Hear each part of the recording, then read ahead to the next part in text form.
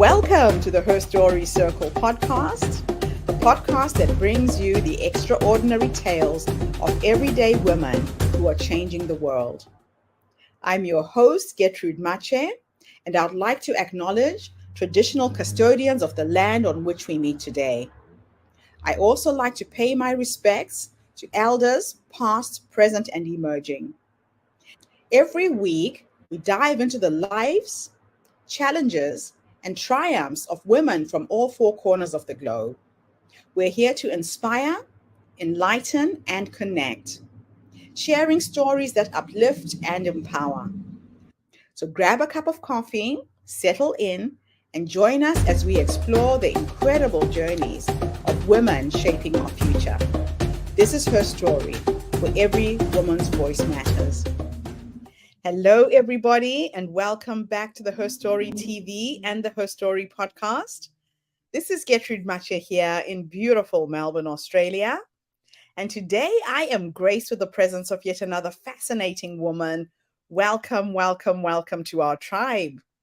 Please tell everybody your full name, where you're based, how old you are, and share your story with us today.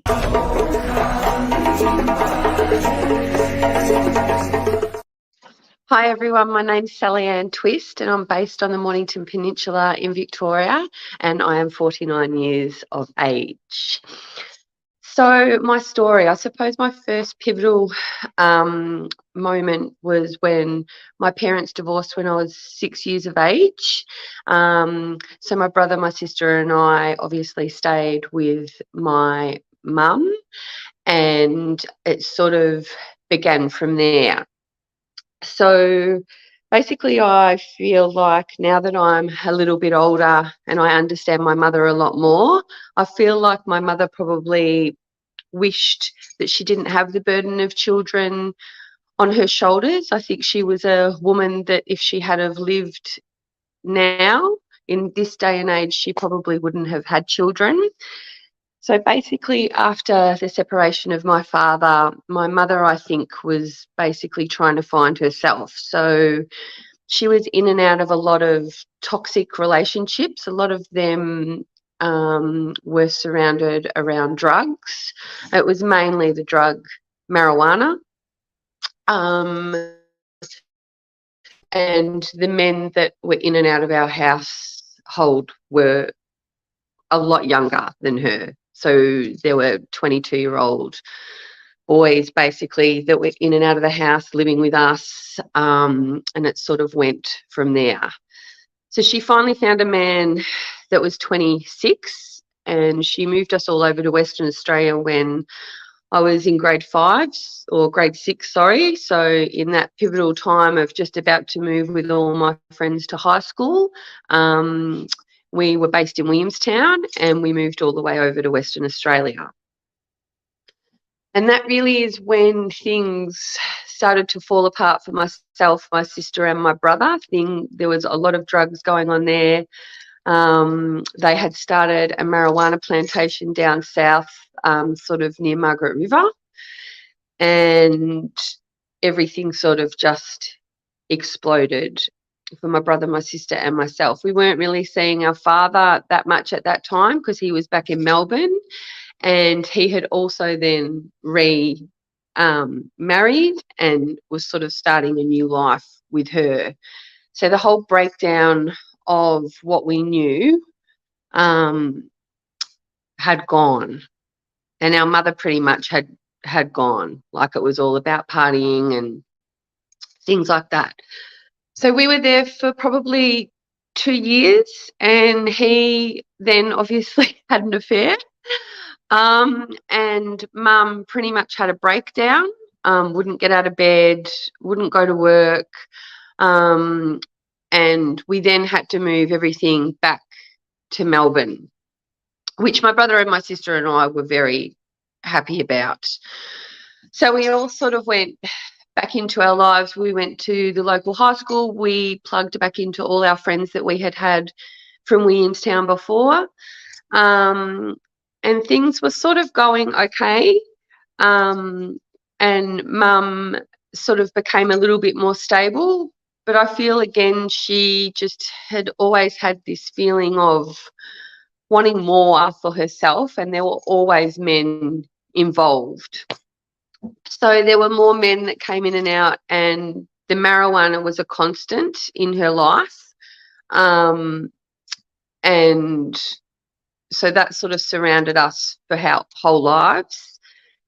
And she would sort of leave us like for weekends on end, like leave on a Friday night, come back on a Monday. If it hadn't have worked out with the guy that she'd been away with, she would then take it out on us. So it was always this tug of war of when she was happy or when she was sad. So there was a lot of ups and downs with us growing up with her. And now in hindsight, as I am older and I have my own daughter, I can see that there was mental illness with her, and just a sense of unease in her that she never found, I think, what she was looking for, basically. So we all pretty much, my brother, sister and I, left home at a very young age to leave the house. I went overseas for 4 years and lived in Scotland, which I absolutely loved. I loved that I didn't have the connection with my family and the toxicity and the dramas, because there was always a drama every week when we were all a part of the family unit. So it was so liberating and free to be able to just be myself, not have to look after the family, and basically earn my own money, not have to give it away to my mum or my brothers and sisters or anything like that. It was just all about me. And I think that is when I did start to find who I was as a person and start to, I suppose, a little bit start to gain self-worth back of who I was. Alcohol, though, has played a very bad part in my life from my younger part. I always, now looking back, had social anxiety, so I would always drink before I went out. So I would always end up being the drunkest person at the party or out. And there was definitely a lot of self-sabotage along the way. I put myself in a lot of bad situations. And now, as I get older, alcohol is something that I'm looking into and looking into myself and the relationship that I have with it. I have a way better relationship now than I did in my 20s, 30s, and probably early 40s.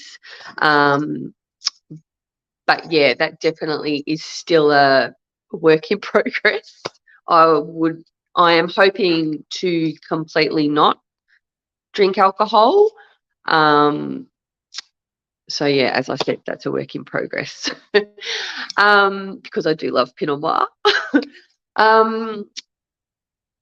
So I suppose the other thing is the toxic relationships that I let enter my life. I've only had 2 major ones, and they were both violent.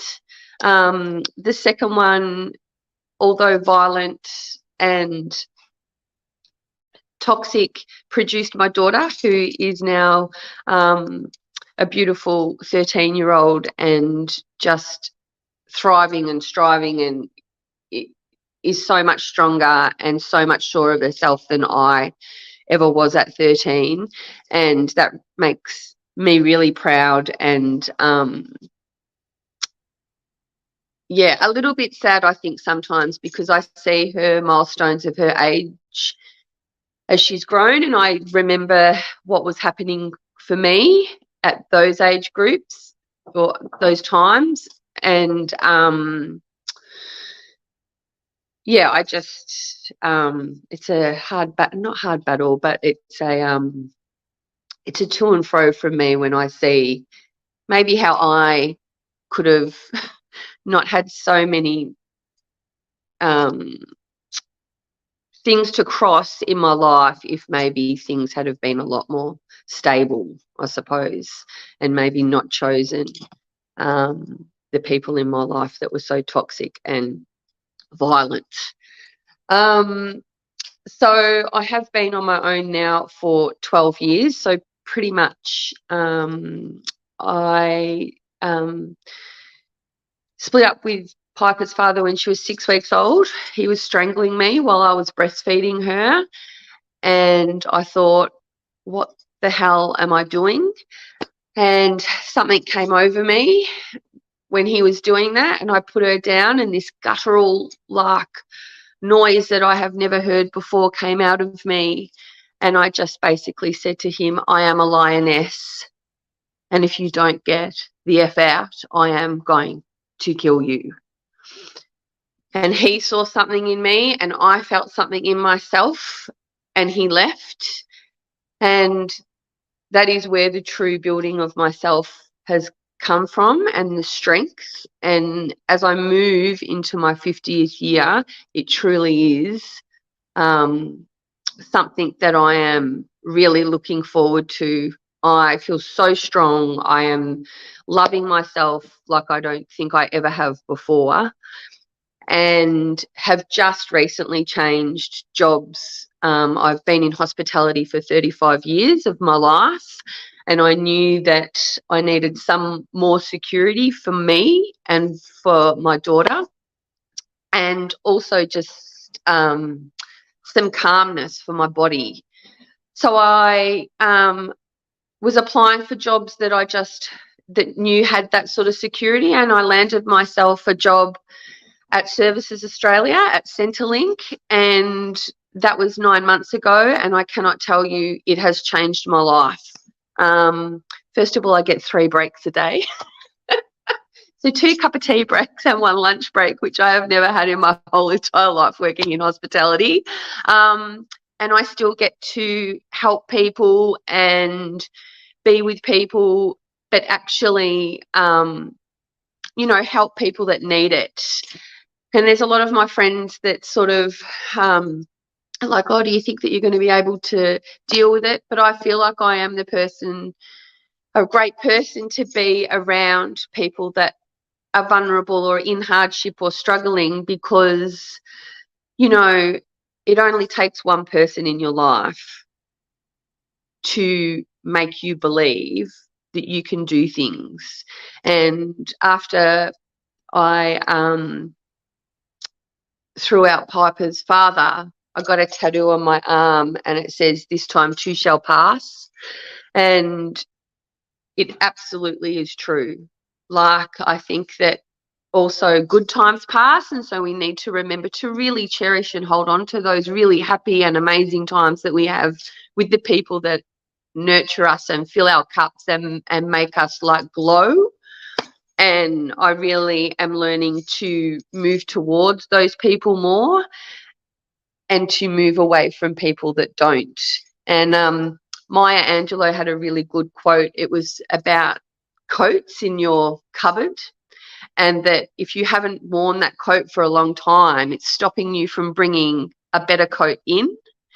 And I really believe in that with people, that, sometimes we keep a lot of people in our cupboards just like jackets that we never wear or we don't like, or that have been there for so long that we just don't want to let them go.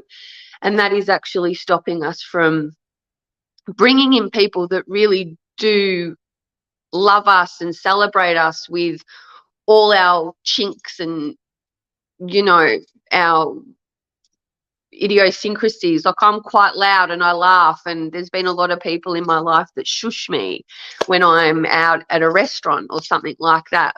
So there's not many people now in my life that shush me anymore, because they celebrate that and they celebrate who I am. And it has taken a long time for me to learn those lessons, but coming up to 50, I just am loving it. I'm loving life. I'm loving seeing my daughter just grow. She is, an amazing football player, and watching her play AFL, and just the joy it gives me to see all women and young women thriving like that and playing a sport like that and seeing, sports people that are women. And I think that someone said it not long ago on the TV that, isn't it amazing now that young girls of 5 and 6 are watching Sam Kerr and the only thing they know is strong female women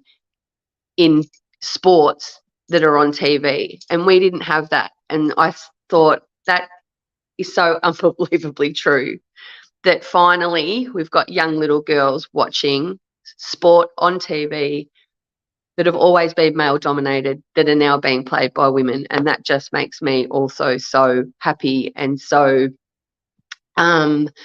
exhilarated to see how women are just going to rule the world. I love that. Well, Savian, it sounds to me like your formative life experiences have led you to this job that you have right now. Everything that you went through has led you to take on this role. 100%. It's incredible. So let's unpack your story a little bit. You talked about your use and your relationship with alcohol. Take me back to how that started, what it did for you, and what you would do differently based on what it has taught you up to this point. It basically happened at a really young age. So 14, started drinking with friends around Williamstown on a Friday night or a Saturday night, and just basically obliterating myself, to the point where I couldn't stand up. And that lasted a really, really long time in my life. Hospitality, was probably a really good job to have, I think, if you've got an alcoholic problem, because it's just so socially acceptable in hospitality to drink till 4 a.m. and then get up the next day and work and then do it all again. So it was sort of probably the reason why I stayed in hospitality for so long, if I really think about it in a broader term of the way that my drinking was. Definitely, as I've gotten older, I have realised that it was a social anxiety thing, and I don't know whether that came from the stuff that happened with mum and dad. I don't, now moving forward, I don't blame my mother and father for, my younger years. That's another thing that I've let go of. My mother now has had early onset Alzheimer's, and we put her in a home 5 years ago. What I've learned, especially about my mother, is that, sometimes we get put into things from a young age that maybe we don't want to do. So my alcohol problem I don't think came from them. I just think came from that I was wanting to find something. And for me, it wasn't ever drugs, it was alcohol. There were really dark times with my alcohol, especially straight after Piper. I remember maybe sometimes having 2 bottles a night, because I was just sort of similar to you, Gertrude, that I was in a really bad place. I had to sell my unit because Piper's father had put me in so much debt from gambling and drugs himself. I was going to the Salvation Army. I was doing things with the customers that I see now, going to the food banks and things like that just to be able to survive. I was probably really lucky that I had something to sell, but alcohol was still there. It seemed like every time something went wrong, I would turn to alcohol, and then obviously things would just get worse. But now, as my relationship is getting a lot healthier with alcohol, obviously things, exactly what you said, Gertrude, this Services Australia job has come at just the right time, but also probably it is 100% the right time, because maybe 10 years ago I wouldn't have been good at that job. I wouldn't have had the strength of who I am now. It's really interesting. They say that the universe will never give you challenges you cannot overcome. And when you've overcome them, you have to become a teacher. You have learned so much, and now you can impart that knowledge to someone else. Again, going back a few steps, what kind of resources are out there now for somebody who could be in a similar position? What can be done to alleviate the stress, the situation you're in, so you don't go down that slippery path? I think for me, there are a lot of telltale signs of when I know that things are slipping for me. I pick the skin around my nails when I'm stressed, and that started obviously when I was younger. I always remember just all my nails always being bleeding and sore. So when a finger is started, when I start to pick a finger, then I stop myself and I evaluate what's going on. And the first thing that I eliminate is alcohol in that time. So I go, okay, something's going on. All right, I won't have a Pinot Noir on the couch on Friday night. I've got to work out why this picking has started. There are definitely tools now that I use. I used to sleep in until like 11 o'clock, you know, on the weekend, because I used to think, well, I deserve that. You know, I deserve to be able to sleep until 11:30, but it wasn't really that I was deserving it. It was that I had probably had, you know, too many Pinot Noirs on the couch on the Friday night before. So I don't do that anymore. I might have 2 glasses of wine, go to bed, get up, walk the dog, you know, do something with Piper, whatever. So when I see myself doing that as well, like maybe not getting out of bed on a weekend till quite late, I then reconnect myself as well. So that's taken me a long time to realise, but I think it's having the right people, Gertrude, in your life. And like I said, like letting other people go. It's really hard to let people go that have been in your life for a really long time, especially friends. But sometimes those friends don't want you to grow. Sometimes those friends want you to stay the drunkest person at the party. Sometimes those people want you to be the loudest person, so that the reflection isn't put on them. And that's what I've learned. It's taken me a long time to learn that. But I have learned that, you know, they really only want you there so that they can get drunk, but you're going to be the drunkest one there, and no one will be talking about them because they'll be talking about you. Or I always had, you know, so much drama in my life. So all the conversations are about stuff with my family. So you don't ever really ask those people what's going on with their family. But there are a lot of dramas in their lives too. But it's because I was also such an oversharer. And I've spoken to Piper about that a lot of times as she's grown up, to explain to her that sometimes oversharing, especially in a friend group, is not good. And that you only share when someone shares for you. Those moments that you tell people in a sense of when you're at your lowest sometimes can be used against you. And I'm sure you've probably seen that, Gertrude, in your time as well. I've learned also as I've gotten older to not tell people as much. Of course, still be true to myself and be the person that I am, but not divulge as much so that it can not come back to hurt me in any way. Yeah, you're very right. You have to be so wary and so careful as to who you are confiding in. I learned that the hard way. So now going forwards, how did you break your addiction to alcohol? You said you went into rehab. How did you do it naturally? How difficult was that for you? Yeah, so I didn't go into rehab. I think to be honest, it was COVID, and everyone sort of has a story about COVID. I bloody loved COVID. I cannot tell you. Like, as soon as the restaurant got closed down, I was like, yes. A lot of people were ringing me and worrying about me, but, you know, probably the same as you, Gertrude, when you're a doer and, you know, there's been struggles in your life. I had a job the next day at the local supermarket because I wasn't waiting for anyone to tell me what was happening.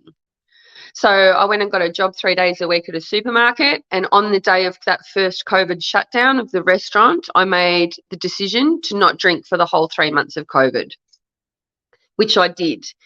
and I had a routine, and I got up and I went for a 3-hour walk, and I listened to lots of podcasts, which I had never done before. I'd never listened to a podcast before. So I listened to all types of podcasts, lots of crimes, lots of things happening with like school systems in America, and then you just go down the rabbit hole. So I came out of that and I was a lot stronger, I think, mentally. And I think really COVID was the time when I started to really look at the relationship that I had with alcohol, and that I wanted to change it, which I have completely changed it now. So then the second COVID gets shut down straight away, no alcohol. So innately in myself, I know that I can do it. I think the thing that I struggle with is that I just do love the feeling of going out for a nice meal and having a really nice glass of red. And so that is still like a struggle for me. But I also choose parties. If I'm going to a party, I'm like, no, I'm not going to drink at that party. And I would never have done that. Last New Year's Eve, I didn't drink, and I would never have done that in a million years. So yeah, there's small changes, but the complete getting off no alcohol is it's like a, I don't know, it's like a seesaw, right, for me at the moment. It is a bit of a dance, but it sounds like you're well on the way there. Let me take you into the future. We're going to have a little thought experiment. Yeah. You are now 90 years old and you're sitting on your porch, surrounded by your children, your grandchildren, your dogs, your cat. Hopefully. And if the younger you could teleport into the future to have a conversation with this wise woman who's led you to that point, based on what you've learned and how you're living your life, what would you say to this wise woman? That you are stronger and smarter than what you think you are. I became a youth worker in my 30s. Just I'd have 2 days off at hospitality, and I became a volunteer youth worker as a mentor. And there was a very pivotal pathway for me at that stage. There was my manager who was running a program, and he offered me basically like an assistant manager's role, and I didn't take that. And I think for my younger self, I would say, yeah, go for things. I didn't believe in myself enough in my younger years, to be honest, but I do now. I love asking that question because you're right. You know, as women, we don't realize that we have the answers to all of our problems. We are wiser than we think we are. And when you have a prompting or an opportunity, just trust yourself and go for it. Yes. If you don't know, you learn while you're on the job. But a lot of times we hold back, right? Yeah. And we doubt ourselves, we second guess ourselves. 100%. And having this Service Australia job, anyone that knows me knows that I am so bad at computers. But my manager was so lovely when I first started there. And she said to me, Sally, I can teach you computers all day long. And she said, what you have with the people, you know, you can't go to school for that. So don't worry about the computers. She said, you just worry about what you have and what you bring. And I think, Gertrude, now, especially being in Service Australia, that has given me what I needed in myself, even, you know, to push me even more. Yes. Because I truly do think I do bring something there now. And, you know, even one of my colleagues yesterday, it was so funny. He said, Sally, far out, it's been 10 months. I thought that laugh would be gone by now.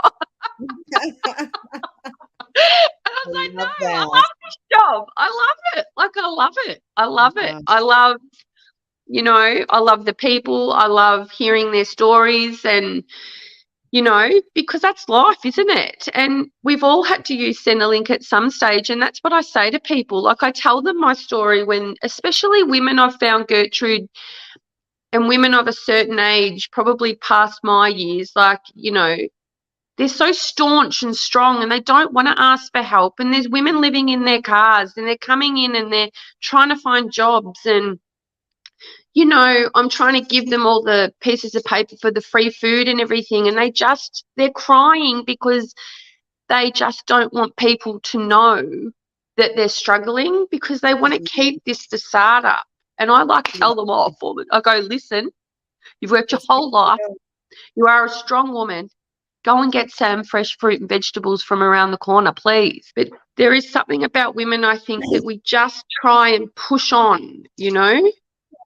Yeah, we don't know how to allow ourselves to be vulnerable and get the help that's out there. So what are your parting thoughts for us this morning, Sally?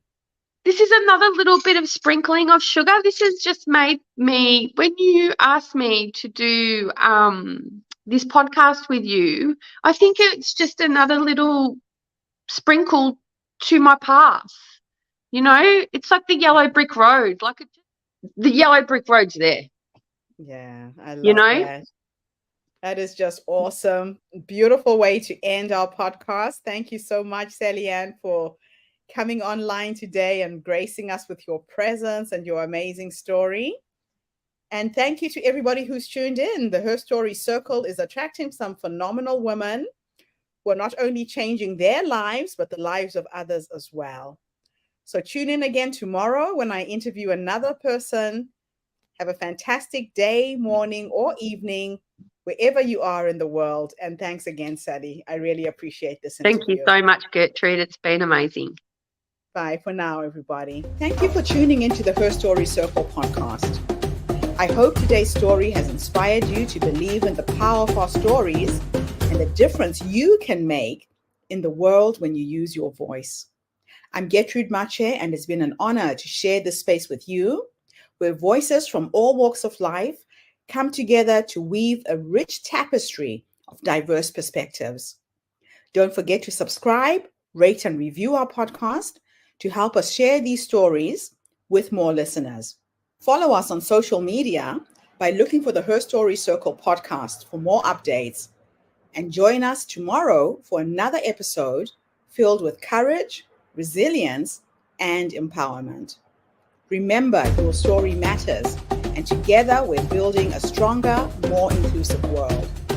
Until next time, keep